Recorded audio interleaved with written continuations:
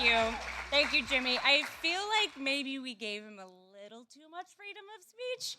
Like maybe we could just roll it back like 20%.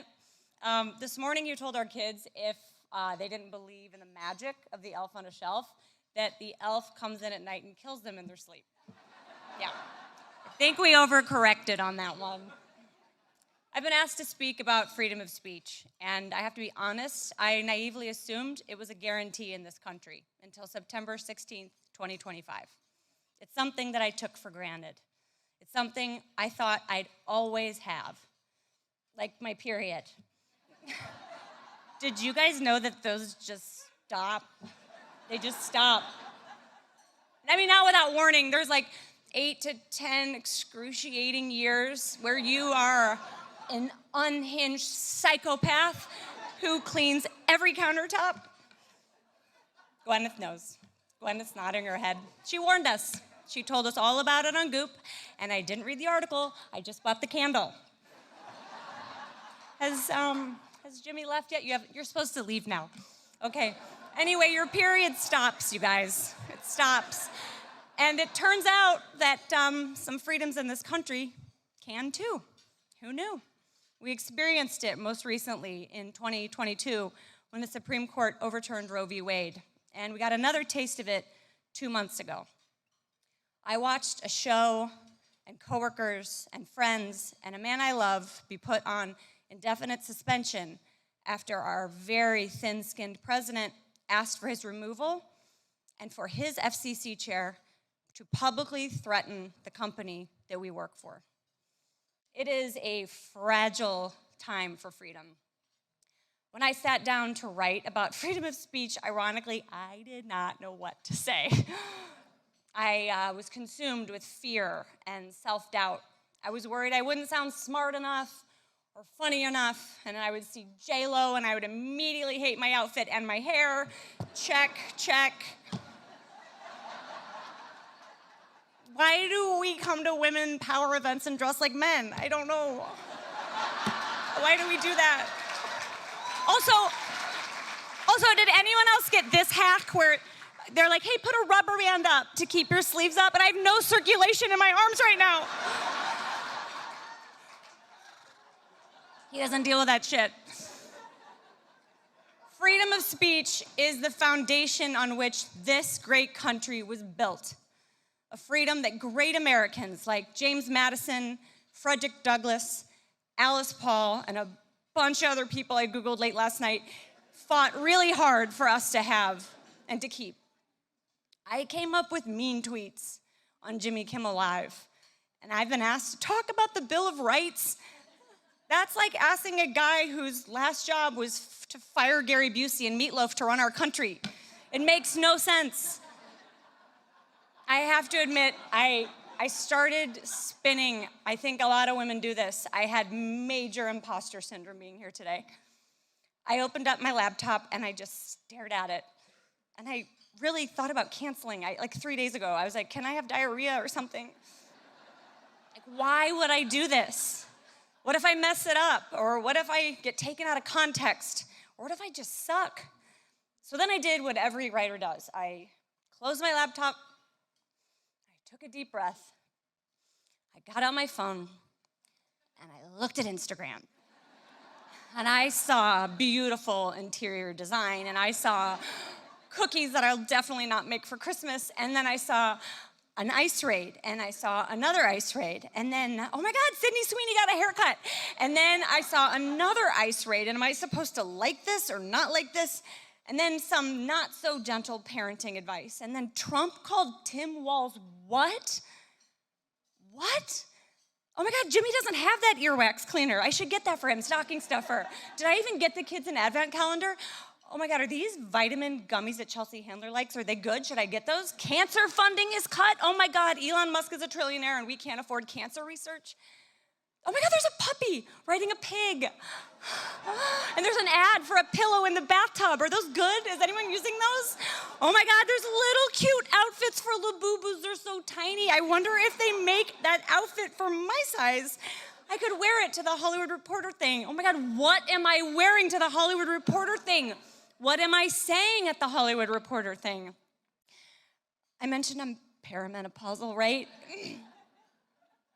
And then it occurred to me, in my anxious and frazzled state, this is exactly how we lose our freedom. With perimenopause. No, that's not true. If anything, perimenopause rage is gonna save us and get all those freedoms back. We lose our freedom when we are scared and when we are distracted. And I have been very consumed by both. Fear is contagious. But the good news is, so is bravery. I have watched Jimmy and my friends and my coworkers, I've watched them hold our leaders accountable without fear night after night. I've watched other late night shows and journalists and lawyers and activists and politicians and civilians in the street stick their neck out there for all of us. I watched many of you rally around truth and justice and integrity. And when our freedom of speech was on the line, I observed millions of people across the aisle, some in this very room, using their voices to protect ours. I cannot emphasize enough how important this is. We must not be afraid to speak up and speak out to protect this country and all the people in it, even when what we're wearing is dumb and J-Lo looks better than any of us ever will. I look like Yogi Berra's lawyer. Doesn't matter. Those who pretend to care about America are counting on you and me to be afraid and to be distracted. We have to actively protect the rights that we cherish.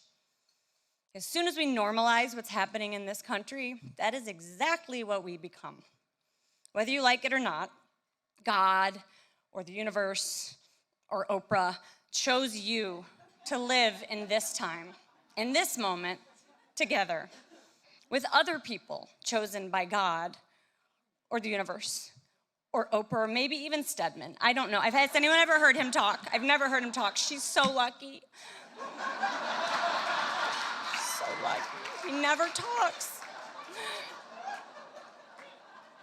So let's just use our time together here to fight for what we know is right. There are women not lucky enough to be in this room outside these walls who desperately need us to use our hard-won freedom of speech. There's a woman out there who is separated from her children by masked men right here on our streets and sent to a country she does not call home. She needs our voice. There is a woman who is not going to be able to afford her sick mother's insurance premiums. She needs our voice. There is a woman who's being denied the ability to make choices about her own body and her own life, and she needs our voice.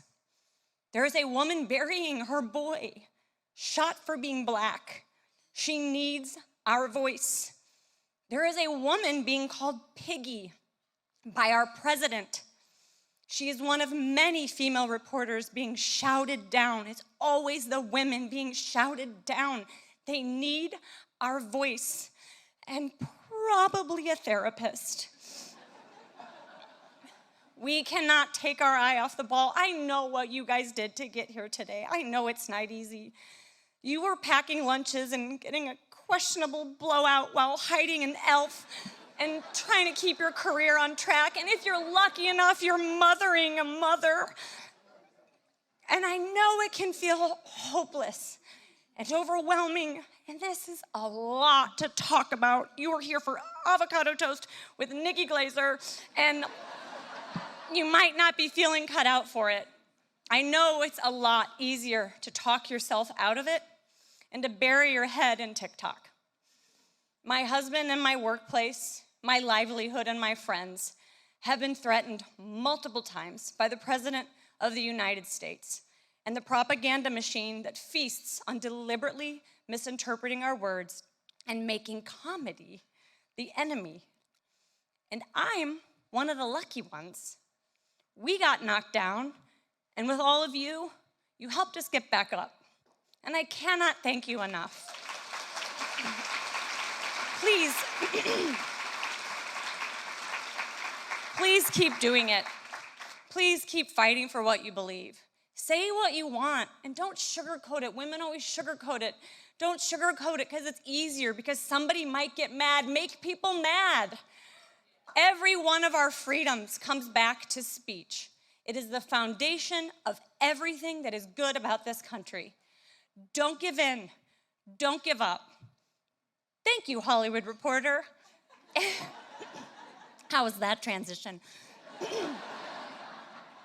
And thank you, Lifetime, not just for sponsoring this event, but also for Dance Moms and Married at First Sight and your Dr. Pimple Popper holiday special just renewed my faith in Jesus.